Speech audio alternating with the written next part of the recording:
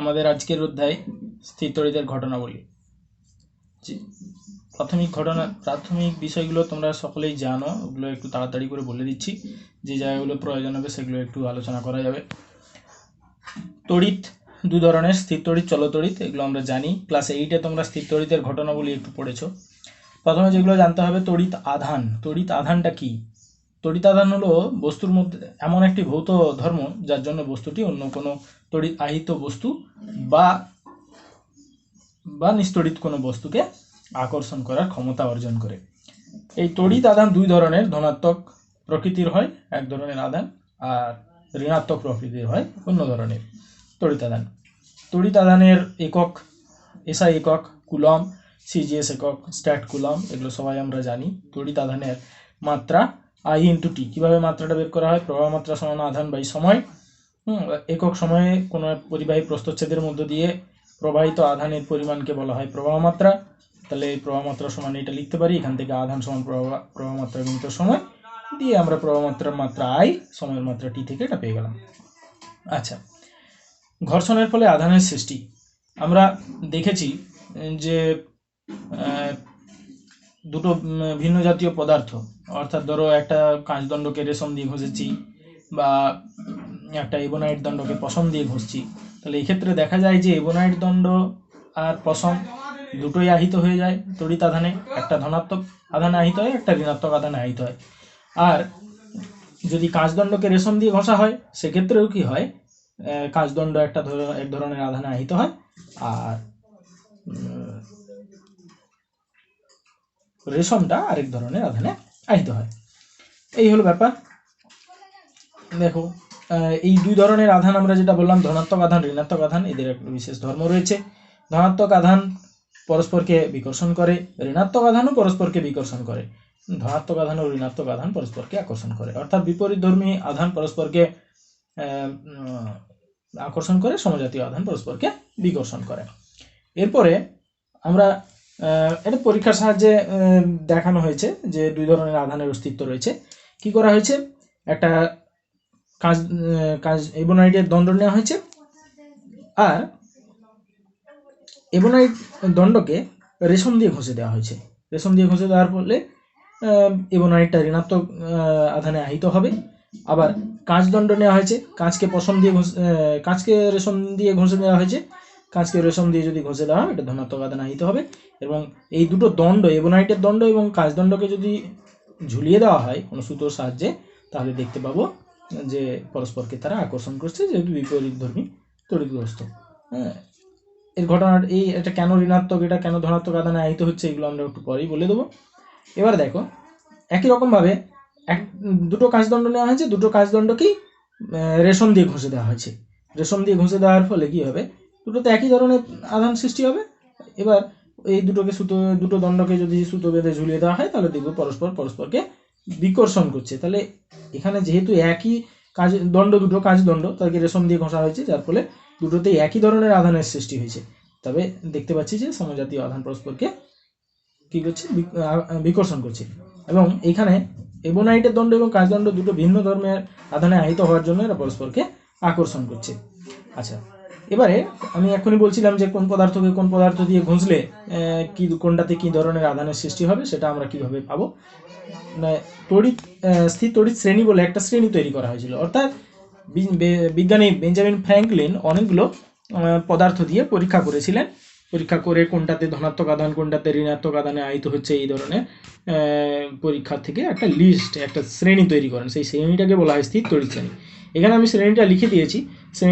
শ্রেণীটার 1 থেকে 12 নম্বর পর্যন্ত 12টা উপাদান রাখা আছে। সেইগুলো যথাক্রমে এরকম: পশম, কাঁচ, কাগজ, রেশম, কাঠ, মানবদেহ, ধাতব পদার্থ, এবোনাইট, গালা, অ্যাম্বার, রজন, সেলুলয়েড, এইগুলো। এবার দেখো, এক্ষেত্রে কোন দুটো পদার্থ, যে কোনো দুটো পদার্থ নিতে পারো। ধরো পশম আর আমি এবোনাইট নিলাম। পশম আর এবোনাইটকে যদি ঘর্ষণ করা হয়, তাহলে এর প্রথমে কে রয়েছে? পশম, আর পরে কে রয়েছে? এবোনাইট। অর্থাৎ যে পদার্থটা অধিকতর আগে রয়েছে বা যাদের ক্রমিক সংখ্যাটা অধিকতর কম, তাতে ধনাত্মক আধান তৈরি হবে। আর পরে যেটা পদার্থটা রয়েছে অর্থাৎ যাদের ক্রমিক সংখ্যাটা অধিকতর বেশি তাদের ঋণাত্মক আধানের সৃষ্টি হবে। এখানে আমি লিখে দিয়েছি যে কোনো দুটি পদার্থকে পরস্পর ঘর্ষণ করলে যে পদার্থটির স্থান অধিকতর আগে রয়েছে সেই পদার্থে ধনাত্মক আধান এবং যে পদার্থটির অবস্থান পরে তাতে ঋণাত্মক আধান সৃষ্টি হবে। এইরকম একটা স্থির তড়িৎ শ্রেণী তৈরি করেছিলেন। তোমরা ক্লাস 8 এটা পড়েছো, আরেকবার আমরা জেনে নিলাম।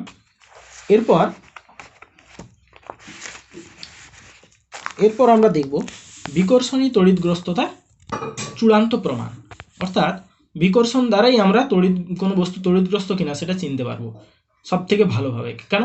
কারণ আমরা স্থির তড়িতের ঘটনাবলী থেকে জানি যে একটা চিরুনি দিয়ে ধরো মাথা চুল আঁচড়ে নিলাম, শীতের দিনের ক্ষেত্রে এটা লক্ষ্য করা যায়, দিয়ে যদি চিরুনিটাকে আমরা ছোট ছোট কাগজের টুকরোর সামনে গিয়ে ধরি তাহলে ছোট ছোট কাগজের টুকরোগুলোকে আকর্ষণ করে। এখানে ছোট ছোট কাগজের টুকরোগুলো নিস্তড়িত, তাকেও আকর্ষণ করছে। আবার আমরা একটু আগেই দেখলাম যে বিপরীতধর্মী তড়িৎ আধান পরস্পরকে আকর্ষণ করে। তাহলে দুটো পদার্থ যদি আকর্ষণ করলে আমরা বুঝতে পারবো না সেটা নিস্তড়িত পদার্থ কিনা। একটা আধানগ্রস্ত একটা নিস্তড়িত হলেও আকর্ষণ করবে, আর বিপরীত আধানে আহিত হলেও আকর্ষণ করবে। তাহলে আমরা কোনো একটা পদার্থ নিস্তড়িত বা তড়িৎগ্রস্ত সেটা কিন্তু বুঝতে পারবো না।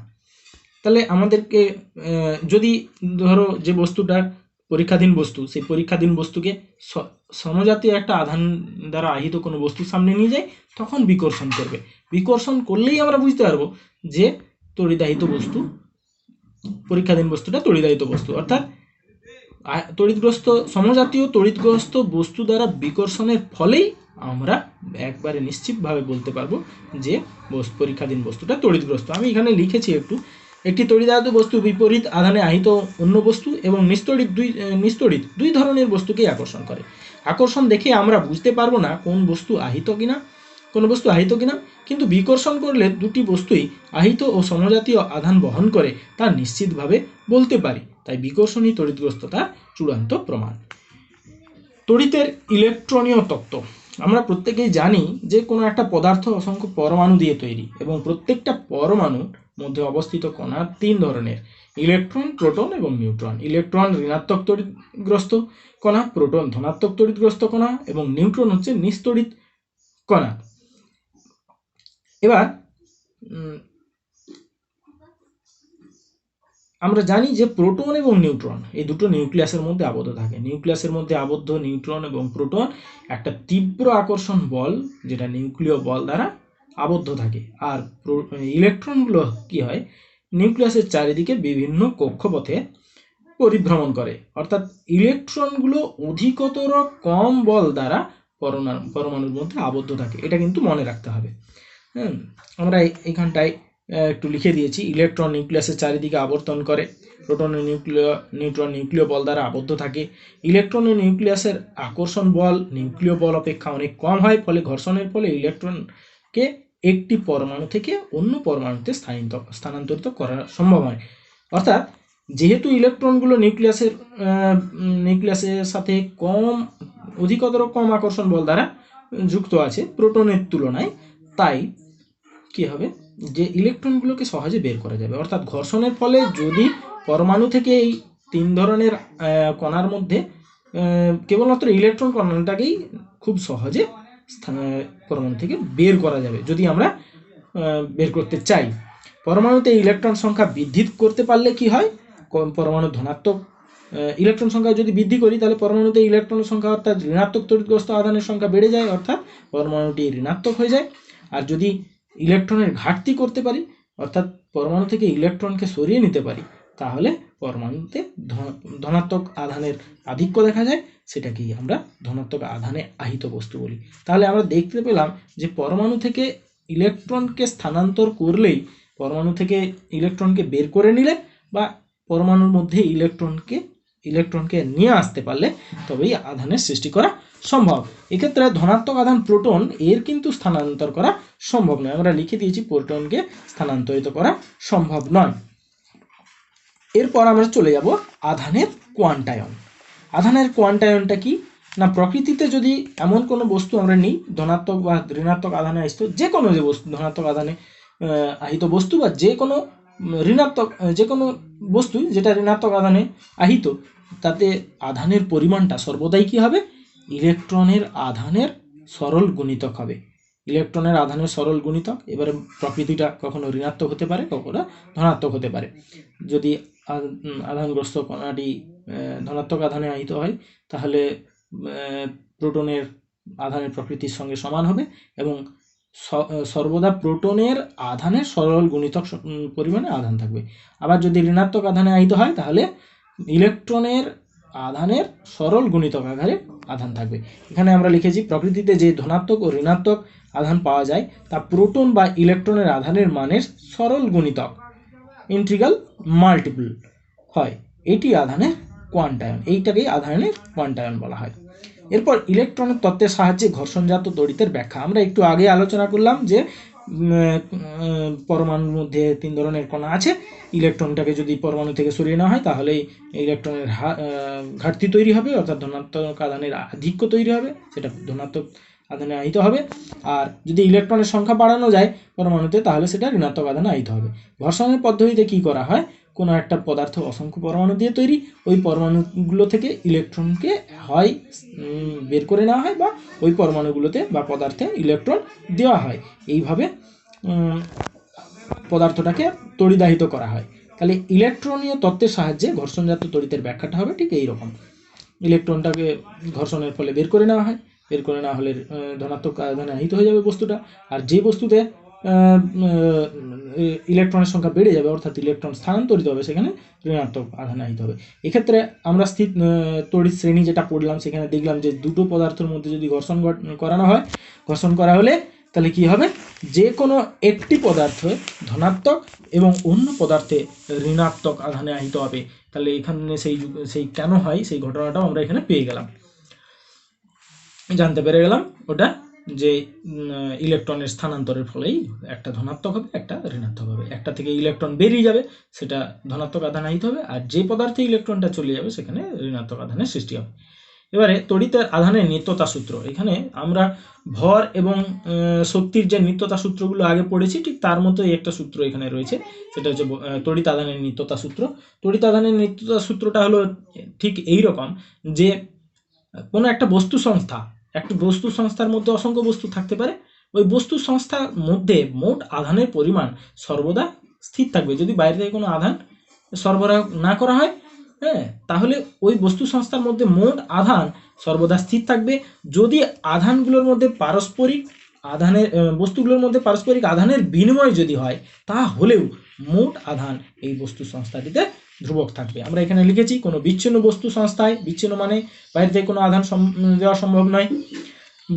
তাহলে বিচ্ছিন্ন বস্তু সংস্থায় বস্তুগুলির মধ্যে পারস্পরিক আদান বন্টন হলেও মোট আধানের পরিমাণ সর্বদা ধ্রুবক থাকবে ওই সংস্থাটিতে। এটাকে তড়িৎ আধানের নিত্যতা সূত্র বলা হবে।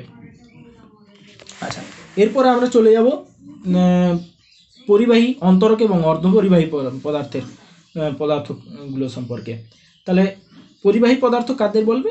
যে সমস্ত পদার্থ সহজেই তড়িৎ পরিবহন করতে পারে, সেই সমস্ত পদার্থগুলোকে বলা হবে পরিবাহী। সকল প্রকার ধাতু, গ্রাফাইট একটি অধাতু হলেও তড়িৎ পরিবহন করে, আমরা ছোটবেলা থেকেই জানি। অন্তরক পদার্থ, যে সমস্ত পদার্থের মধ্যে দিয়ে তড়িৎ চলাচল করতে পারে না, একদমই করতে পারে না, সেই সমস্ত পদার্থগুলোকে বলা হবে অন্তরক পদার্থ।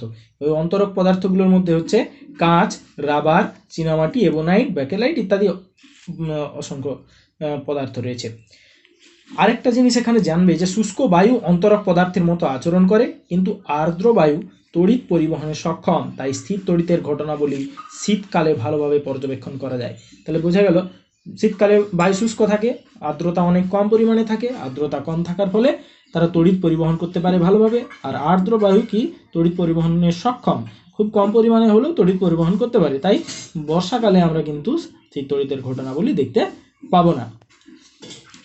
অর্ধপরিবাহী কাদের বলে? যে সমস্ত পদার্থের তড়িৎ পরিবহন ক্ষমতা পরিবাহীর থেকে কম কিন্তু অন্তরকের থেকে বেশি, অর্থাৎ তড়িৎ পরিবহন ক্ষমতা পরিবাহী এবং অন্তরকের ঠিক মাঝামাঝি, সেই সমস্ত পদার্থগুলোকে অর্ধপরিবাহী পদার্থ বলা হয়। অর্ধপরিবাহী পদার্থের উদাহরণ হলো সিলিকন এবং জার্মেনিয়াম। আর একটা বিশেষ বিষয় হলো যে অর্ধপরিবাহী পদার্থের তড়িৎ পরিবহন ক্ষমতা বাড়ানো যায়, বিশেষ উপায় অবলম্বন করে আমরা পরবর্তী অধ্যায় আমাদের রয়েছে, সেইখানে যখন সেই অধ্যায় আসবে তখন আমরা আরো বিস্তারিত আলোচনা করব। এখানে আরেকটা জিনিস যাচ্ছে, মুক্ত ইলেকট্রন তত্ত্বের সাহায্যে পরিবাহী, অন্তরক এবং অর্ধপরিবাহী ব্যাখ্যা। আচ্ছা, মুক্ত ইলেকট্রন এইটা সম্পর্কে আমাদের জানতে হবে আগে। মুক্ত ইলেকট্রনটা কি না, কোনো একটা পদার্থের আমরা জানি একটা প্রত্যেকটা পদার্থই পরমাণু দিয়ে তৈরি, এবং পরমাণুর সর্ববহিস্থ কক্ষপথের ইলেকট্রনগুলো যত বাইরের দিকে যাব তত নিউক্লিয়াস থেকে তাদের আকর্ষণ বলটা ক্ষীণ হয়ে পড়ে। এরকম অবস্থায় যদি এমন হয় যে কিছু ইলেকট্রন পদার্থের মধ্যে থাকা অবস্থায়, পদার্থের মধ্যে যখন পরমাণুগুলো ঘন সন্নিবিষ্ট হয়ে থাকে, তখন সর্ববহিস্থ কক্ষের ইলেকট্রনগুলো ওই পদার্থের মধ্যে যদি মুক্তভাবে ঘোরাফেরা করতে পারে তবেই তাদেরকে বলা হবে মুক্ত ইলেকট্রন। ধাতব পদার্থের ক্ষেত্রে এই অসংখ্য মুক্ত ইলেকট্রন থাকে, প্রচুর পরিমাণে মুক্ত ইলেকট্রন থাকে, আর ওই মুক্ত ইলেকট্রন থাকার ফলে তারা তড়িৎ পরিবহন করতে পারে খুব সহজে। অর্থাৎ আমরা এখান থেকে পেয়েই গেলাম পরিবাহীর সংজ্ঞা। যে সমস্ত পরিবাহীতে প্রচুর পরিমাণে মুক্ত ইলেকট্রন থাকে তাদের পরিবাহী বলে। ওই মুক্ত ইলেকট্রনগুলো থাকার প্রভাবে তাদের মধ্যে দিয়ে খুব বেশি পরিমাণে তড়িৎ পরিবাহিত হতে পারে, প্রচুর পরিমাণে তড়িৎ পরিবহন করতে পারে পরিবাহী পদার্থগুলো। আর অন্তরক পদার্থ কাকে বলে? যে সমস্ত পদার্থ মধ্যে মুক্ত ইলেকট্রন থাকে না সেই সমস্ত পদার্থগুলোকে বলা হবে অন্তরক পদার্থ। মুক্ত ইলেকট্রন যে সমস্ত পদার্থে থাকে না তাদেরকে বলা হবে অন্তরক পদার্থ। আগে আমরা উদাহরণগুলো জেনেছি। অর্ধপরিবাহী পদার্থ কাদের বলে? অর্ধপরিবাহী পদার্থ হলো একদম এমন ধরনের পদার্থ যে পদার্থের মধ্যে মুক্ত আধান বাহক, এখানে ইলেকট্রন আমরা শুধু বলবো না, ইলেকট্রন ছাড়াও হোল বলে আরেক ধরনের পদার্থ থাকে, আরেক ধরনের কণিকা থাকে, যেই যে কণাগুলো তড়িৎ পরিবহনে সাহায্য করে। তাহলে এই জন্য আমরা এখানে বলছি আধান বাহক, আধান বাহক, এখানে আমরা হোল বলে চিহ্নিত করেছি। তাহলে যে সমস্ত পদার্থের মুক্ত আধান বাহক এর সংখ্যা পরিবাহীর থেকে কম কিন্তু অন্তরকের থেকে বেশি, তাদের অর্ধপরিবাহী বলা হয়। আর এই ইলেকট্রন এবং হোলের সংখ্যা নিয়ন্ত্রণ করে তড়িৎ পরিবহন ক্ষমতা বৃদ্ধি করা হয়, যেটা আমরা আগেই বলেছিলাম। এখানে আরেকটা জিনিস মনে রাখতে হবে, 0 কেলভিন উষ্ণতায় পরিবাহীতে প্রচুর পরিমাণে মুক্ত ইলেকট্রন থাকতে পারে। অর্থাৎ ধাতব পদার্থগুলো অর্থাৎ পরিবাহীগুলোতে প্রচুর পরিমাণে মুক্ত ইলেকট্রন থাকতে পারে 0 কেলভিন উষ্ণতায়, কিন্তু অর্ধপরিবাহীতে 0 কেলভিন উষ্ণতায় কোনো মুক্ত ইলেকট্রন থাকে না। এখানে শুধু পরিবাহী বললে একটু ভুল হবে। বিশুদ্ধ অর্ধপরিবাহীগুলোতে কোনো মুক্ত ইলেকট্রন বা কোনো আধান বাহক থাকে না 0 কেলভিন উষ্ণতায়। আচ্ছা, এরপরে পরিবহনের দ্বারা আহিতকরণ। আমরা এক্ষুনি দেখলাম যে পরিবাহী পদার্থগুলোতে প্রচুর পরিমাণে মুক্ত ইলেকট্রন থাকে। তাহলে একটা একটা পদার্থ, আহিত একটা পরিবাহী, পরিবাহীর সংস্পর্শে যদি অন্য একটা পরিবাহী আনা হয় কি হবে? এখানে ধনাত্মক আধানে আহিত কেন না, প্রচুর এখানে ইলেকট্রনের ঘাটতি রয়েছে, অর্থাৎ এখান থেকে ইলেকট্রন বের করে নেওয়া হয়েছে। যখন এই পদার্থটার আহিত পরিবাহীর সঙ্গে অনাহিত একটা পরিবাহীকে সংস্পর্শে আনা হবে তখন কি হবে? কিছু সংখ্যক ইলেকট্রন এখানে চলে আসবে। ইলেকট্রন চলে এলে এর আধানের পরিমাণটা কমে যাবে ধনাত্মক আধানের। আবার এই পদার্থে ইলেকট্রনের ঘাটতি তৈরি হবে, তখন সংস্পর্শে আনার পরে যদি আবার এটাকে সরিয়ে নেওয়া হয় তখন এই পদার্থটাও আবার ধনাত্মক আধানে আহিত হয়ে যাবে। একই রকমভাবে যদি এটা ঋণাত্মক আধানে আহিত হতো তাহলে এখান থেকে কিছু পরিমাণ ইলেকট্রন এখানে চলে যেত, যদি দুটোকে সংস্পর্শে আনা হতো তখন আবার এই পদার্থটা ইলেকট্রনের ঘাটতি আধিক্য তৈরি হতো, এখানেও ঋণাত্মক তৈরি হতো। তাহলে পরিবহনের দ্বারাই ভাবে আহিতকরণ সম্ভব। আমরা এখানে লিখেছি, দেখো, আহিত পরিবাহীর সংস্পর্শে অনাহিত পরিবাহীকে আনলে অনাহিত পরিবাহীতেও কিছু পরিমাণে আধান স্থানান্তরিত হবে। এইভাবে আহিতকরণকে পরিবহন দ্বারা আহিতকরণ বলা হয়। মুক্ত ইলেকট্রন তত্ত্বের দ্বারা পরিবহন দ্বারা আহিতকরণের ব্যাখ্যা আমি এখনই বললাম যে ইলেকট্রনের স্থানান্তর ঘটবে, দুটো ব্যক্তি যদি সংস্পর্শে আনা হয় তাহলে ইলেকট্রনের স্থানান্তর ঘটলে আহিত হবে। একটু এখানটা দেখে নিলে বুঝতে পারবে আশা করা যায়। এবার আধান পরীক্ষক কি? আধান পরীক্ষক এই একটা ছবির মাধ্যমে আমরা দেখেছি। এটা হচ্ছে একটা আধান পরীক্ষক, যেখানে একটা তার নিচের অংশের দিকে একটা ধাতব চাকতি থাকে। এই ধাতব চাকতির সঙ্গে একটা অন্তরক হাতল যুক্ত করা থাকে। এটা হচ্ছে আধান পরীক্ষক। এমন হয় যে কোনো বস্তুর আধান এত প্রচুর পরিমাণে আধান রয়েছে যে সেই বস্তুটাকে সরাসরি পত্রবীক্ষণ যন্ত্রের সাহায্যে পরীক্ষা করা সম্ভব হয় না। পরীক্ষা করলে হয়তো যন্ত্রটা খারাপ হয়ে যাবে, সেই জন্য আমরা এই আধান পরীক্ষক ব্যবহার করি। এবং এছাড়াও এর অনেক ব্যবহার আছে। যে পদার্থটাকে সরাসরি আনা সম্ভব নয় যে পদার্থের যেখানে পদার্থের যে অংশটা আহিত হয়েছে সেই আহিত অংশটাকে যদি স্বর্ণপত্র বীক্ষণ যন্ত্রের কাছে আনা না সম্ভব হয়, তখন আমরা এই আধান পরীক্ষকের সঙ্গে সেই আধানটা কিছু পরিমাণ আধান সেখান থেকে এনে আমরা পরীক্ষা করতে পারবো। এর ব্যবহার এরকম রয়েছে। আর আমি এখানে স্বর্ণপত্র বীক্ষণ যন্ত্রের কথা উল্লেখ করলাম। স্বর্ণপত্র বীক্ষণ যন্ত্র সম্পর্কে আমরা পরে জানবো, পরে আলোচনা করব, দেখতে থাকো।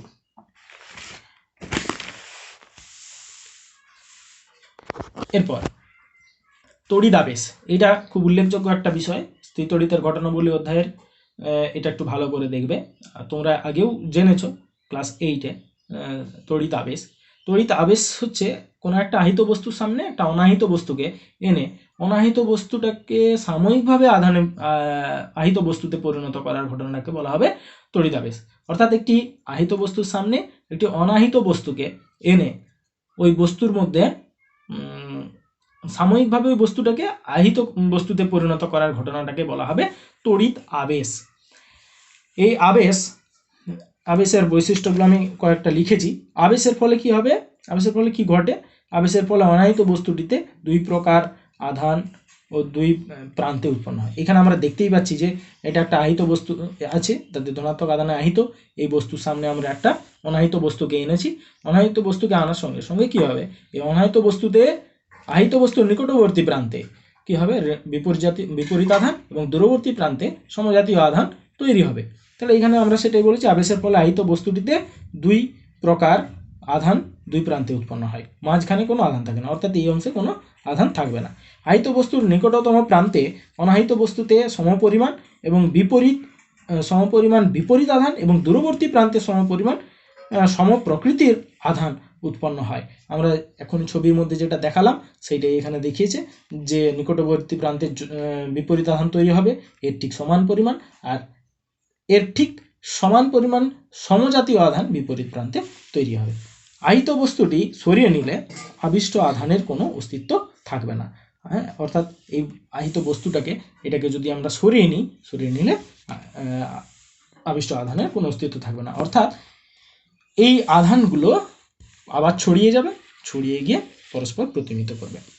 আচ্ছা, এবার এইখানে আমরা একটা জিনিস লিখেছি, লক্ষ্য করো। আবেশী আধান, যে আধানের প্রভাবে আবেশ হয় তাকে আবেশী আধান বলা হয়। আর আবিষ্ট আধান কাকে বলে? যে আবেশের ফলে যে আধানের উৎপত্তি হয়, অর্থাৎ উদ্ভব হয়, আবেশের ফলে উদ্ভূত আধানকে আবিষ্ট আধান বলে। ঠিক আছে, তাহলে আবেশী আধান জানলাম এবং আবিষ্ট আধানও জানলাম। আবেশী আধান হচ্ছে কি, যে আধানের প্রভাবে আবেশ হয় তাকে আবেশী আধান, আর আবিষ্ট আধান কাকে বলে? আবেশের ফলে উদ্ভূত আধানকে বলা হবে আবিষ্ট আধান। এরপর আমরা ইলেকট্রনের তত্ত্বের সাহায্যে আবেশের ব্যাখ্যা দেব। দু ধরনের পদার্থের ক্ষেত্রে দেখব, পরিবাহীর ক্ষেত্রে, অন্তরকের ক্ষেত্রে, দুই ক্ষেত্রে। দেখো, এখানে একটা আহিত বস্তু, এই আহিত বস্তুটাকে একটা অনাহিত বস্তুর সামনে আনা হয়েছিল। ফলে কি হলো, এখানে বিপরীত জাতীয় আধান এবং সমপরিমাণে বিপরীত জাতীয় আধান, আর দূরবর্তী প্রান্তে এর সমপরিমাণ এবং সমপ্রকৃতির আধান এখানে তৈরি হয়েছে। অর্থাৎ এখানে ধনাত্মক আধানে আহিত বস্তু, এখানে একটা পরিবাহী আনা হয়েছে। এই পরিবাহীর ধনাত্মক আধানে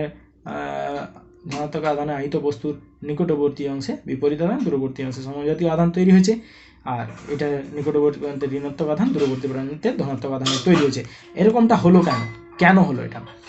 আমরা জানি পরিবাহের মধ্যে অসংখ্য পরিমাণ মুক্ত ইলেকট্রন আছে। এখানে এটা ধনাত্মক আধানে আহিত বস্তু, ধনাত্মক আধানে আহিত হওয়ার কারণে এখানে কি হবে, ইলেকট্রনগুলো এই বস্তু দ্বারা আকর্ষিত হবে। আকর্ষণের ফলে ইলেকট্রনগুলো এই প্রান্তে এসে জমা হবে, মুক্ত ইলেকট্রনগুলো এই প্রান্তে এসে জমা হবে। তাহলে এই প্রান্তে কি হবে, ইলেকট্রনের আধিক্য তৈরি হলো। আধিক্য তৈরি হওয়ার ফলে এটা ঋণাত্মক আধানে আহিত হলো, আর দূরবর্তী প্রান্তে ইলেকট্রনের ঘাটতি তৈরি হলো। অর্থাৎ যত সংখ্যক ইলেকট্রন এখানে এসছে ঠিক ততটা ঘাটতি তৈরি হয়েছে এখানে। তাহলে সমপরিমাণ ধনাত্মক আধান এখানে তৈরি হয়েছে। তাহলে এর সমপরিমাণ ঋণাত্মক আধান এখানে তৈরি হলো, আবার এর সমপরিমাণ ধনাত্মক আধান এখানে তৈরি হলো। তাহলে এর আধানের পরিমাণ প্রত্যেক এর আধানের পরিমাণগুলো সমান, কিন্তু এর প্রকৃতিটা বিপরীত, আর এটা সমপ্রকৃতি দূরবর্তী প্রান্তে। তাহলে মুক্ত ইলেকট্রন তত্ত্বের সাহায্যে বা মুক্ত ইলেকট্রনের স্থানান্তরের মাধ্যমে আমরা এক্ষেত্রে আবেশটাকে ব্যাখ্যা করতে পারলাম। এটা কার ক্ষেত্রে দেখলাম? পরিবাহীর ক্ষেত্রে। কিন্তু অন্তরকের ক্ষেত্রে ঠিক ওরকমটা হয় না, কারণ অন্তরকের ক্ষেত্রে তো মুক্ত ইলেকট্রন থাকে না। এবার দেখো অন্তরকের ক্ষেত্রে কি হয়। আমরা এখানে একটা পরমাণু দেখিয়েছি, পরমাণুর মাঝে নিউক্লিয়াস, নিউক্লিয়াস ধনাত্মক আধানে আহিত এবং বিভিন্ন কক্ষপথে ইলেকট্রনগুলো পরিভ্রমণ করছে। এটা কখন?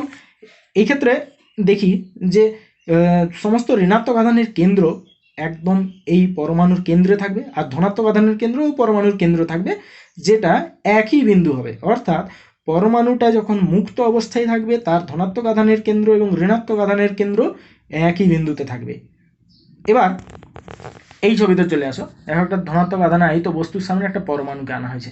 পরমাণুর মধ্যে নিস্তড়িত কণাগুলো কি হবে? এই ধনাত্মক আধানে আহিত বস্তু দ্বারা আকর্ষিত হবে, ফলে এটা একটা দিকে সরে যাবে, যার ফলে এখানে ধনাত্মক আধানের কেন্দ্র এরকম জায়গায় একটা তৈরি হবে, আর ঋণাত্মক আধানের কেন্দ্র এখানে এরকম একটা জায়গায় তৈরি হবে। বা আমি যেটা বলতে চাইছি যে একই বিন্দুতে তৈরি হবে না, আলাদা বিন্দুতে তৈরি হবে। তাহলে ধনাত্মক আধানের কেন্দ্র ঋণাত্মক আধানের কেন্দ্র আলাদা বিন্দু হলো, ঠিক আছে? আলাদা বিন্দু হওয়ার ফলে এক্ষেত্রে এরা একটা প্রত্যেকটা পরমাণু একটা ডাইপোল বা দ্বিমেরু তৈরি করবে। পরে দ্বিমেরু সম্পর্কে আমরা জানবো, এখন এটা জানলেই হবে যে ধনাত্মক আধানের কেন্দ্র ঋণাত্মক আধানের কেন্দ্র পরস্পর আলাদা হয়ে যাবে। এইখানে দেখো ধনাত্মক আধান থেকে আধানের কেন্দ্র ঋণাত্মক আধানের কেন্দ্র আলাদা বিন্দু হয়ে গেছে এখানে, আর এইখানে ছিল কি ধনাত্মক আধানের কেন্দ্র ও ঋণাত্মক আধানের কেন্দ্র একই বিন্দু, এটা এরকম। এবারে দেখো এইখানে আমরা দেখিয়েছি অন্তরক পদার্থের ক্ষেত্রে আবেশটা কীরকম হবে। ধনাত্মক আধান আহিত একটা বস্তু এনেছি, প্রত্যেকটা পরমাণুর ঋণাত্মক আধানগুলো ধনাত্মক আধানের দিকে সরে যাবে, সরে যাওয়ার ফলে দেখো ঋণাত্মক আধান এবং ধনাত্মক আধানের সেপারেশন তৈরি হয়েছে, প্রত্যেকটা পরমাণুতে এরকম সেপারেশন তৈরি হয়েছে। এবার আমি এখানে দুটো dot dot dot dot dot dot দুটো লাইন টেনেছি, দেখো এটা একটা লাইন টেনেছি আর এইখানে আরেকটা লাইন টেনেছি। এই দুটো লাইন দেখো, লাইনটার বাঁ দিকে ঋণাত্মক আধান আছে শুধু, আর এই লাইনটার ডান দিকে রয়েছে সব ধনাত্মক আধান। আবার মাঝে দেখো একটা ধনাত্মক একটা ঋণাত্মক, ধনাত্মক ঋণাত্মক, তাহলে মাঝে ধনাত্মক আধানের সংখ্যা ঋণাত্মক আধানের সংখ্যা সমান, এক্ষেত্রেও তা, অর্থাৎ মাঝখানে এই লাইনের বাঁ দিকে দেখছি ঋণাত্মক আধানের আধিক্য তৈরি হয়েছে, আর ঠিক এই লাইনের ডান দিকে ধনাত্মক আধানের আধিক্য তৈরি হয়েছে। তাহলে দেখলাম অন্তরক পদার্থের ক্ষেত্রেও আবেশটা হলো এইরকমভাবে, ধনাত্মক আধান আহিত বস্তুর নিকটতম প্রান্তে অনাহিত বস্তুতে ঋণাত্মক আধানের সৃষ্টি হলো, আর দূরবর্তী প্রান্তে ধনাত্মক আধানের সৃষ্টি হলো, ঠিক আছে? তাহলে এক্ষেত্রে অন্তরক পদার্থের ক্ষেত্রে আবেশটা হবে এইরকম, ঠিক আছে? এরপর এখানে আরেকটা জিনিস আমরা দেখিয়েছি, এটা একটা আহিত বস্তু রেখেছি, আহিত বস্তু, আর এটা অনাহিত পরিবাহী ছিল, অনাহিত পরিবাহীতে আবেশ হয়েছে, আবেশের ফলে এই নিকটবর্তী প্রান্তে আধান, বিপরীত প্রান্তে সমজাতীয় আধান তৈরি হয়েছে। এখান দূরবর্তী প্রান্তে যে আধান, এই আধানটাকে বলা হয় মুক্ত আধান, অর্থাৎ এটা অন্য জায়গায় স্থানান্তরিত হয়ে যেতে পারে, আর এটাকে বলা হয় বদ্ধ আধান। এই আধানটা কিন্তু স্থানান্তরিত হবে না, যতক্ষণ এই বস্তুর অস্তিত্ব থাকবে ততক্ষণ এই ঋণাত্মক আধান এখানেই আবদ্ধ থাকবে, এটাকে বদ্ধ আধান বলছে। আর এইটা মুক্ত আধান, এটা চলে যেতে পারে। মনে করো যদি এখান থেকে আমি একটা তার দিয়ে এটাকে গ্রাউন্ড করে দিলে কি হবে? এই ধনাত্মক আধানগুলো সব এদিকে চলে যাবে, মাটিতে চলে যাবে, তাহলে এখানে কোনো আধান থাকবে না, তখন এখানে কোনো এই ধনাত্মক আধানগুলো সব সরে যাবে, এইদিকে চলে যাবে। কিন্তু এটা যদি না দিই তখন এইখানে ধনাত্মক আধানগুলো থাকবে আর ঋণাত্মক আধান, আর এইটা সংযোগ করলে সব ধনাত্মক আধানগুলো চলে যাবে। তাহলে ধনাত্মক আধানগুলো এখানে মুক্ত বলেই এই তার বরাবর গ্রাউন্ডে চলে যেতে পারলো, ঠিক আছে? এইটা ধনাত্মক আধান, বদ্ধ আধান মুক্ত আধান সম্পর্কে এটা আমরা জানলাম। এরপরে আকর্ষণের আগে আবেশ হয়, এটা ব্যাখ্যা করতে বলা হবে। তোমরা নিচু ক্লাসে করেছো, আমি একটা লিখেছি, আমি বলে দিচ্ছি, একটু বুঝিয়ে দিচ্ছি। আহিত বস্তুর সামনে অনাহিত বস্তু রাখলে অনাহিত বস্তুটি আকর্ষণ বল অনুভব করে, কারণ অনাহিত বস্তুটিতে আবেশ ঘটে। এই আবেশের ফলে আহিত বস্তুটির নিকটতম অংশে বিপরীত আধানের সৃষ্টি হয় এবং দূরবর্তী অংশে সমপ্রকৃতির আধান সৃষ্টি হয়। বিপরীত প্রকৃতির আধান যেহেতু কাছে অবস্থান করে তাই আকর্ষণ বলটা বেশি হয় এবং তাই বস্তুটাকে আকর্ষণ করবে। একইভাবে আমরা দেখতে পেলাম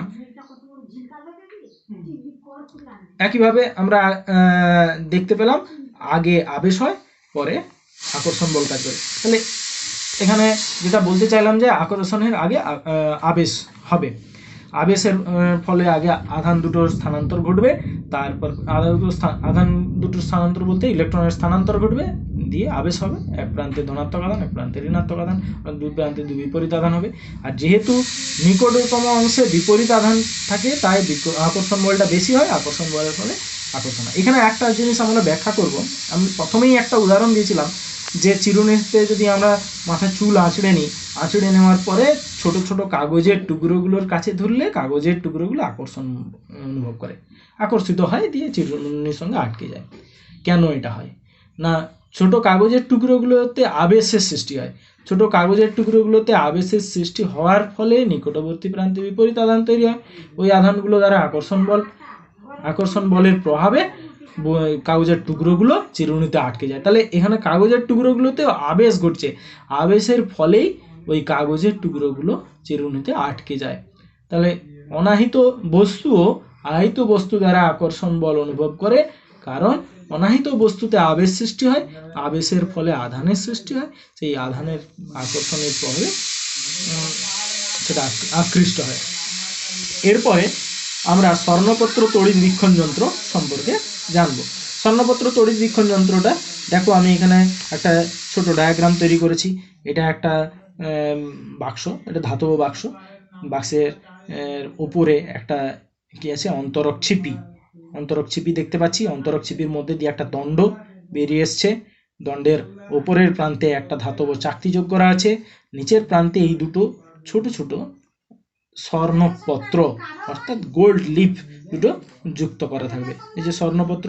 আর নিচের অংশে কি হয়েছে, একটা ছোট পাত্র আছে, সেই পাত্রে জল শোষক পদার্থ রাখা আছে। এইটি হচ্ছে স্বর্ণপত্র বীক্ষণ যন্ত্র। এই স্বর্ণপত্র বীক্ষণ যন্ত্রের সাহায্যে আমরা কি করতে পারি, আধানের অস্তিত্ব নির্ণয় করতে পারি। 2 নম্বর কি করতে পারি, আধানের প্রকৃতি নির্ণয় করতে পারি, আধানের অস্তিত্ব নির্ণয় করতে পারি, আধানের প্রকৃতি নির্ণয় করতে পারি, পরিবাহী ও অপরিবাহী শনাক্তকরণ করতে পারি। আচ্ছা, কিভাবে আমরা একটু প্রত্যেকটা সংক্ষেপে আলোচনা করে দিচ্ছি। বইতে এগুলো আছে, না থাকলেও নিজেরা একটু চিন্তা করলে বুঝতে পারবে। আধানের অস্তিত্ব নির্ণয়, প্রথমে ধরো এই স্বর্ণপত্র বীক্ষণ যন্ত্রে কোনো আধান নেই, তাহলে আধান যদি না থাকে, এই দুটো স্বর্ণপত্র নিমিলিত অবস্থায় থাকবে। এই নিমিলিত অবস্থায় থাকবে। এবার ধরো কোনোভাবে যদি আমি এই বস্তুটাতে আধান দিই, ধাতব চাকতিটাতে আধান দিই, তাহলে সেই আধানটা ছড়িয়ে যে দুটো পত্রেই, স্বর্ণপত্রেই পৌঁছে যাবে। তাহলে দুটো স্বর্ণপত্রে যদি সমজাতীয় আধান হয়, তাহলে সমজাতীয় আধানের প্রভাবে এই স্বর্ণপত্র দুটো কী হবে, বিকর্ষণ বল অনুভব করবে। বিকর্ষণ বল অনুভব করলে বিক্ষেপিত হবে, অর্থাৎ দুটো স্বর্ণপত্র দুদিকে ছড়িয়ে যাবে। এইটা হচ্ছে এইভাবে আমরা আধানের অস্তিত্ব জানতে পারবো। যে কোনো একটা আহিত বস্তুকে এই ধাতব চাকতির সংস্পর্শে আনতে পারি, বা আধান পরীক্ষকের সাহায্যে সেই বস্তু থেকে কিছু পরিমাণ আধান এনে এই ধাতব চাকতিতে দিতে পারি, দিলে আমরা এই পরীক্ষাটার সাহায্যে আধানের অস্তিত্ব নির্ণয় করতে পারবো। আধানের প্রকৃতিও আমরা নির্ণয় করতে পারবো। কোনো একটা বস্তুতে কী ধরনের আধান আছে, সেই আধানের প্রকৃতি আমরা সহজে বুঝতে পারবো। কীরকমভাবে, প্রথমে এটাকে ধরো ধনাত্মক আধানে আহিত করে দিয়েছি। ধনাত্মক আধানে আহিত করে দিলে স্বর্ণপত্র দুটি পরস্পর থেকে বিস্ফারিত হয়ে যাবে, পরস্পর থেকে দূরে সরে যাবে। এখন অন্য একটা বস্তু আছে, যে বস্তুটা আহিত বস্তুর আধানের প্রকৃতি আমার জানা নেই। এবার এই আহিত বস্তুতে থেকে কিছু পরিমাণ আধান বা এই আহিত বস্তুটাকে যদি এর সামনে নিয়ে এলে কি হবে, নিয়ে আসার ফলে এই বস্তুতে কি আছে, ধনাত্মক, এই স্বর্ণপত্রে ধনাত্মক আধান আছে। মনে করো এটা ঋণাত্মক আধান আহিত হলে কি হবে, বেশি পরিমাণে ধনাত্মক আধান এই চাকতিতে চলে আসবে আবেশের ফলে। তার মানে এই স্বর্ণপত্র দুটোতে ধনাত্মক আধানের পরিমাণ কমে যাবে, কমে গেলে এরা কাছে চলে আসবে। কাছে চলে এলে আমরা বুঝতে পারবো এটা ঋণাত্মক আধানে আহিত বস্তু। এবার ধনাত্মক আধানে আহিত বস্তুকে যদি নিয়ে যায়, তাহলে কি হবে, ঋণাত্মক আধান এখানে চলে আসবে, ধনাত্মক আধানগুলো আরও বেশি পরিমাণে এখানে তৈরি হবে আবেশের ফলে, তার ফলে এরা আরও বেশি বিস্ফারিত হয়ে যাবে। তাহলে এইভাবে আমরা ধনাত্মক আধান কোনো আহিত বস্তুতে কী ধরনের আধান আছে, ধনাত্মক আধান না ঋণাত্মক আধান, সেই আধানগুলো এখানে বুঝতে পারি আমরা। ঠিক আছে, পরিবাহী ও অপরিবাহী শনাক্তকরণ। পরিবাহী ও অপরিবাহী শনাক্তকরণ কীভাবে করব? এই বস্তুটা এই স্বর্ণপত্র বীক্ষণ যন্ত্রে একটা আধান দেওয়া আছে, আধান দেওয়ার ফলে কী হলো, স্বর্ণপত্র বিক্ষেপিত আছে, এবার একটা পরিবাহী নিয়ে এলাম। পরিবাহী নিয়ে এলে কী হবে, পরিবাহী ধাতব চাকতির সংস্পর্শে এলে এখান থেকে কিছু আধান পরিবাহীতে চলে যাবে, যার ফলে এই স্বর্ণপত্র দুটোতে আধানের পরিমাণ কমে যাবে। স্বর্ণপত্র দুটোতে যদি আধানের পরিমাণ কমে যায় তাহলে এটা নিমিলিত হবে, তাহলে আমরা সেটা পরিবাহী বুঝে যাবো। আর অন্তরক পদার্থ হলে খুব অল্প পরিমাণ আধান অন্তরক পদার্থে যেতে পারে, যে অংশ সংস্পর্শে আসবে সেই অংশেই কিছু পরিমাণ আধান যাবে, যার ফলে খুব বেশি পরিমাণে আধান স্থানান্তরিত হতে পারবে না। স্বর্ণপত্রের বিক্ষেপণ খুব মানে স্বর্ণপত্র দুটোর বিস্ফোরণ যেমন ছিল তাতে খুব সামান্য পরিবর্তন হবে, নাও পরিবর্তন হতে পারে। সেখান থেকে আমরা পরিবাহী অন্তরক পদার্থ শনাক্ত করতে পারবো। এবার আমরা দেখব যে আহিত পরিবাহীর আধান সর্বদা পরিবাহীর বাইরের পৃষ্ঠে অবস্থান করে। কারণ কি, কোনো একটা পরিবাহীতে ধরো আধান দিয়েছি, ধনাত্মক আধান বা ঋণাত্মক আধান। ধনাত্মক আধান ওই বস্তুটার সমগ্র অংশে থাকবে, সমগ্র অংশে থাকা যদি থাকে, ধরুন সমগ্র অংশে রয়েছে, সমগ্র অংশ রইলে কি হবে, এই আধানগুলো পরস্পরকে বিকর্ষণ করবে। বিকর্ষণ করলে কি হবে, এরা পরস্পর থেকে দূরে সরে যেতে থাকবে। সর্বোচ্চ দূরত্ব তখনই হবে যখন আধানগুলো একদম বাইরের পৃষ্ঠে আসবে, তখন আধানগুলোর পারস্পরিক দূরত্ব সব থেকে বেশি হবে, এই অবস্থায় স্থির থাকবে। তাহলে এইটা হওয়া কখনো সম্ভব নয়, এইরকমভাবে হবে। অর্থাৎ পরিবাহীতে আধানগুলো সবসময় বাইরের পৃষ্ঠে থাকবে, কারণ সমজাতীয় আধান পরস্পরকে বিকর্ষণ করে, বিকর্ষণের ফলে তাদের পারস্পরিক দূরত্ব বৃদ্ধি করতে চায়, আর আধানগুলোর পারস্পরিক দূরত্ব সব থেকে বেশি হবে যখন আধানগুলো পরিবাহীর বাইরের পৃষ্ঠে অবস্থান করবে। তাহলে আহিত পরিবাহীর আধান সর্বদা পরিবাহীর বাইরের পৃষ্ঠে অবস্থান করে। এবার দেখো এই ঘটনাটাকে কাজে লাগিয়ে কি করা হবে, তড়িৎ পর্দা তৈরি করা হয়। আমি লিখেছি এই ধর্মকে কাজে লাগিয়ে তড়িৎ পর্দা তৈরি করা হবে। কিভাবে তড়িৎ পর্দা তৈরি করা হবে, এটা একটা স্বর্ণপত্র এঁকেছি, দেখেছো? স্বর্ণপত্রের বাইরে একটা জাল, তামার তারের জাল তৈরি করা আছে। এবার দেখো একটা আহিত বস্তুকে আমি এখানে এনেছি, ধনাত্মক আধান আহিত বস্তু এনেছি। এই পরিবাহীতে আধান থাকবে কোথায়, বাইরের পৃষ্ঠে। এইখানে আবেশের ফলে এর বাইরের দিকে আধানগুলো থাকবে। এই আধান আহিত বস্তুটা আনলে কি হবে, এখানে আবেশের ফলে সামনে সমজাতীয় আধান আর দূরবর্তী প্রান্তে বিপরীত আধান তৈরি হবে। এমনভাবে তৈরি হবে যে ভেতরে কোথাও আধান থাকবে না। এই তামার তারের যে পর্দা আছে, এই পর্দা বাইরের দিকে সব আধানগুলো থাকবে, ফলে ভেতরে তড়িৎ ক্ষেত্র শূন্য হবে। তড়িৎ ক্ষেত্র শূন্য হলে স্বর্ণপত্র বিক্ষেপণ যন্ত্রের উপর কোনো প্রভাব পড়বে না। তাহলে এটা তখনই সম্ভব যখন কোনো পরিবাহীর মধ্যে আধান সর্বদা বাইরের পৃষ্ঠে অবস্থান করবে। এই ধর্মটা যখন কাজ করবে তখনই আমরা সেটাকে কাজে লাগিয়ে একটা তড়িৎ পর্দা তৈরি করতে পারবো। এই যে স্বর্ণপত্র বিক্ষণ যন্ত্রে বহিস্থ আধানের কোনো প্রভাব পড়বে না এই ক্ষেত্রে।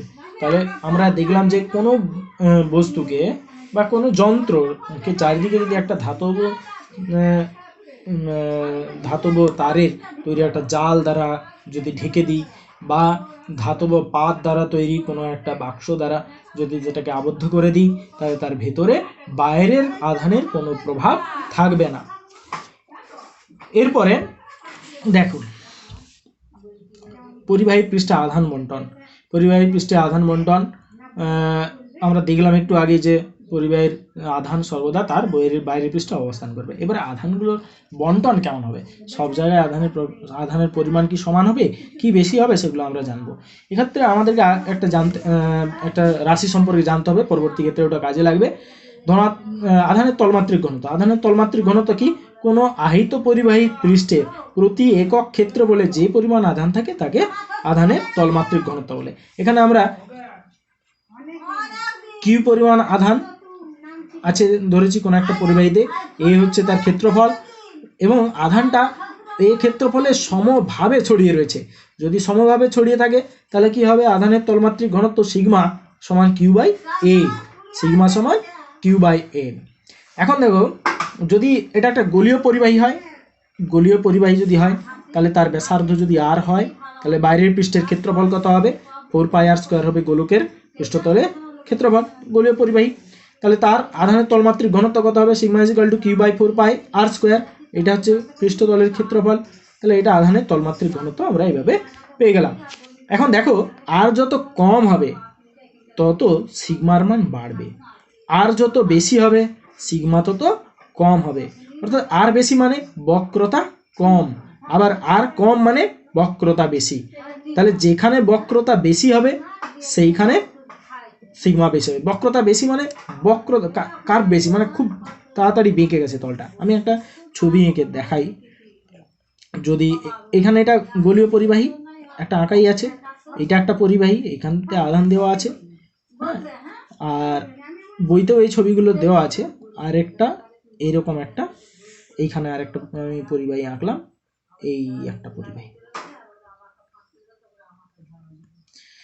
এখানে দেখো চারটা কোণে খুব শার্প বেন্ডিং হয়েছে, মানে এখানে বক্রতা অনেক বেশি হয়েছে, এখানে আধানের ঘনত্বটা অনেক বেশি হবে, এখানে হবে, এখানে বেশি হবে, এখানে বেশি হবে। তাহলে আধানের তলমাত্রিক ঘনত্বটাকে যদি আমি এরকমভাবে দেখাই তাহলে দেখতে পাবো এটা আধানের তলমাত্রিক ঘনত্বটা এই এই কোণাগুলোতে বেশি হবে, এই কোণাগুলোতে বেশি হবে।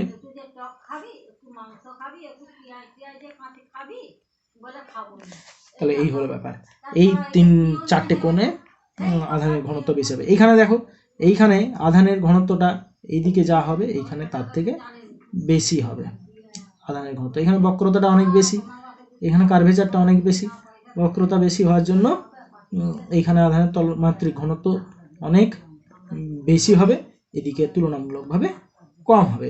আবার দেখবে সূচিমুখ যদি নেওয়া হয়, সূচিমুখেও কিন্তু আধানের তলমাত্রিক ঘনত্ব অনেক বেশি হবে। একটা সূচিমুখ এইখানে নিয়েছি, সূচিমুখ যদি নেওয়া হয় এইখানে আধানের তলমাত্রিক ঘনত্ব অনেক বেশি হবে।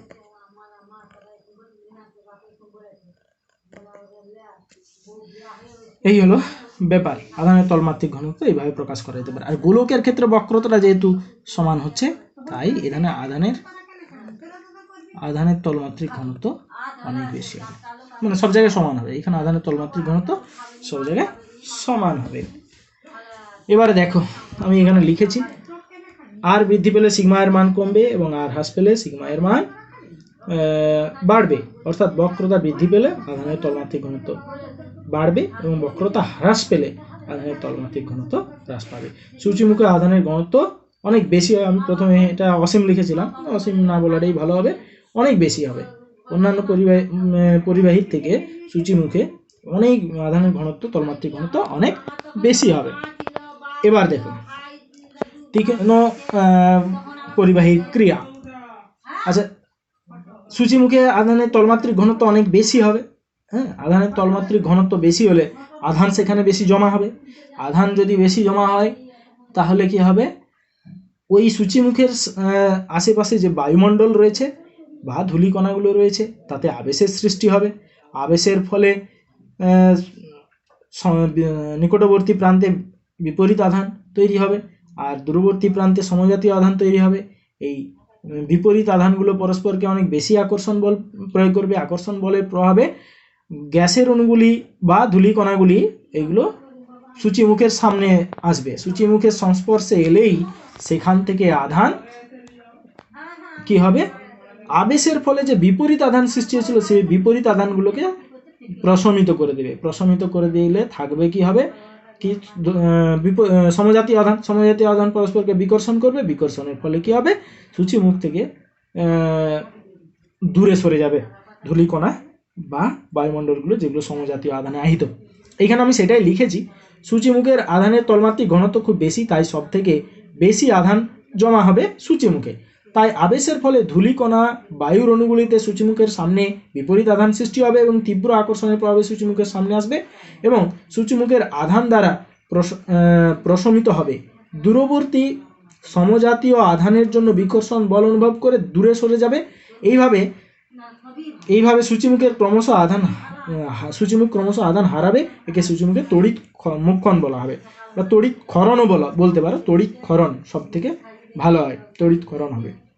তার মানে কি দেখছি, আবেশের ফলে কি হলো, আবেশের ফলে বায়ুমণ্ডলের গ্যাসীয় অণুগুলি বা ধূলিকণাগুলো আবেশের ফলে সূচিমুখ দ্বারা আকর্ষণ হয়ে তার কাছে আসবে। কাছে আসার পরে সূচিমুখের কিছু পরিমাণ আধানকে কমিয়ে দেবে, প্রশমিত করে দেবে। প্রশমিত করে দিয়ে সেখান থেকে ধনাত্মক সমজাতীয় আধানগুলো দূরে সরে যাবে। তাহলে এই ক্ষেত্রে আমরা দেখতে পাচ্ছি মনে হচ্ছে যেন সূচিমুখ থেকে আধানগুলো বেরিয়ে চলে যাচ্ছে, এটাকেই বলছে তড়িৎক্ষরণ। হ্যাঁ, তা তড়িৎক্ষরণের কারণটাও আমরা জেনে গেলাম, কি কারণে তড়িৎক্ষরণ হয়। এরপর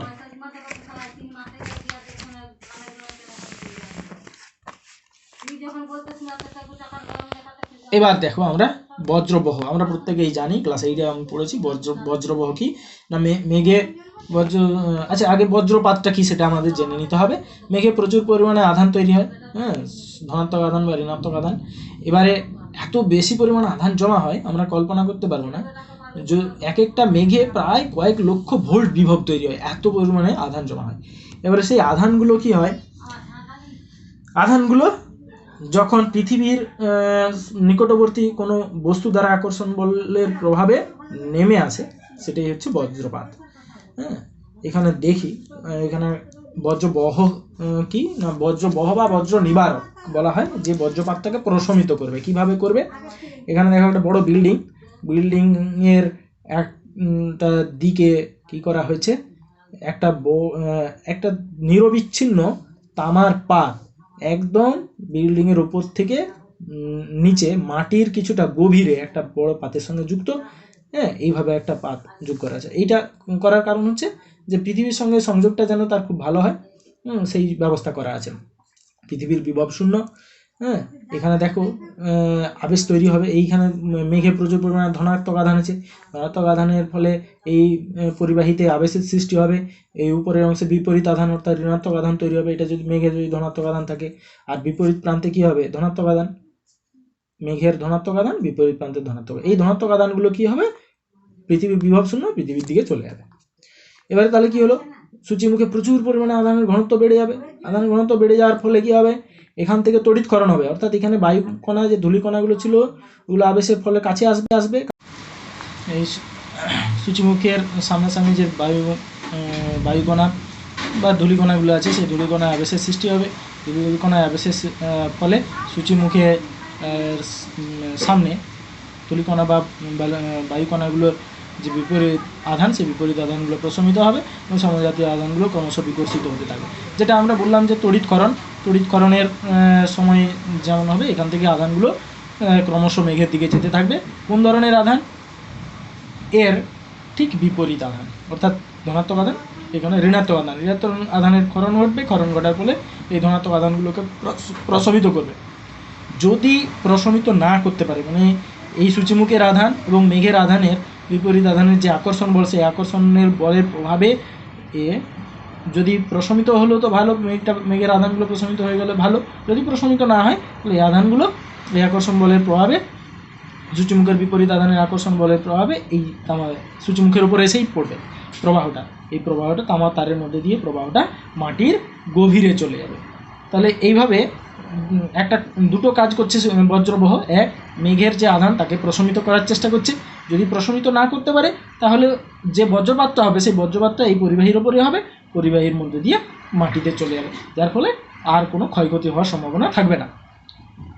আচ্ছা দেখো, ভালো বজ্রবহের গুণাবলী, মোক্ষণ ক্রিয়ায় উৎপন্ন তাপে পাত যেন গলে না যায়। তাহলে এই বজ্রবহের এই গুণটা থাকতে হবে যে তড়িৎ প্রবাহের মোক্ষণের জন্য তাপ উৎপন্ন হবে, আবার যদি বিদ্যুৎ প্রবাহটাও এইখানে হয়, তার জন্য প্রচুর পরিমাণে তাপ উৎপন্ন হয়, সেই তাপে যেন বজ্রপ্রবাহটা গলে না যায়। পাতের ওপরের মুখে অনেকগুলি সূচিমুখ থাকতে হবে। অনেকগুলি সূচিমুখ থাকলে দেখতে পাচ্ছি যে একটা সূচিমুখে আধানের ঘনত্ব যেমন, অনেকগুলো সূচিমুখে আধানের ঘনত্ব ওরকম থাকবে, তাহলে প্রচুর পরিমাণে আধান সূচিমুখ থেকে খরিত হবে, তবে মেঘটা খুব সহজেই প্রশমিত হয়ে যাবে। পাতটি নিরবিচ্ছিন্ন হতে হবে, আর নিরবিচ্ছিন্ন যদি না হয় তাহলে এই আবেশ ক্রিয়ার জন্য এই ঘটনাটাও ঘটবে না। আর যদি প্রবাহ হয়, তড়িৎ মোক্ষণের জন্য প্রবাহটা হতে থাকবে, সেই প্রবাহটাও হবে না। তাহলে সেক্ষেত্রে বজ্রপ্রবাহটা কোনো কাজই থাকবে না, ক্ষতিকর প্রভাবগুলোকে আটকাতে পারবে না। তাহলে পাতটিকে নিরবিচ্ছিন্ন হতে হবে। আর পাতটি ঘরের মাটির অনেক গভীরে পোঁতা থাকতে হবে, মাটির অনেক গভীরে পোঁতা থাকতে হবে, যাতে পৃথিবীর সঙ্গে সংযোগটা খুব ভালো হয়। এইটা দেখতে হবে, ওই জন্য মাটির অনেক গভীরে যুক্ত করতে হবে। এবারে দেখো, বজ্রপাতের সময় নিরাপদ আশ্রয়স্থল। এখানে দেখবে লোহার কাঠামোযুক্ত বাড়ি, বজ্রবহযুক্ত বাড়ি, মাটির সঙ্গে সংযোগ আছে এমন গাড়ি। বিপজ্জনক স্থান উঁচু গাছ, টেলিগ্রাফ ও টেলিফোন পোস্ট, হ্যাঁ, তারের জালি, উঁচু মাটির দেওয়াল, এইগুলো হবে। তাহলে বজ্রপাতের সময় নিরাপদ আশ্রয়স্থল হচ্ছে লোহার কাঠামোযুক্ত বাড়ি, বজ্রবহযুক্ত বাড়ি, মাটির সঙ্গে সংযোগ আছে এমন গাড়ি। আচ্ছা, বিপজ্জনক স্থান হচ্ছে উঁচু গাছ, টেলিগ্রাফ ও টেলিফোন পোস্ট, তারের জালি, হ্যাঁ, উঁচু মাটির দেওয়াল। আচ্ছা, এই ক্ষেত্রে মনে রাখবে যে ফাঁকা মাঠে কিন্তু কোনো ব্যক্তির থাকা উচিত হবে না বজ্রপাতের সময়। হ্যাঁ, দেখবে অনেক ক্ষেত্রে যে মাঠের যে গাছগুলো রয়েছে সেই গাছগুলো বজ্রপাতের ফলে ধ্বংস হয়ে যায়। মানে বজ্রপাত হলে ওই উঁচু জায়গাগুলোতেই হয়, উঁচু জায়গাগুলোতে গাছে হয়, এগুলো গাছগুলো সব মারা যায়। এর কারণ হচ্ছে ফাঁকা মাঠে উঁচু স্থান নেই। উঁচু স্থান হলেই যে উঁচু স্থান সেটা হচ্ছে গাছ বা ফাঁকা মাটি থাকা কোনো গাছ টাছ। তো সেই গাছগুলোতে এরকম আবেশের ক্রিয়াটা ঘটে। আবেশ ক্রিয়ার ফলে এখানে তড়িৎ-মোক্ষণ তো অত ভালো হতে পারে না, গাছের থেকে। সেই জন্য বজ্রপাত হলে উঁচু গাছগুলোতে হয়। সব থেকে দেখবে বড় তাল গাছ, বড় নারকেল গাছ,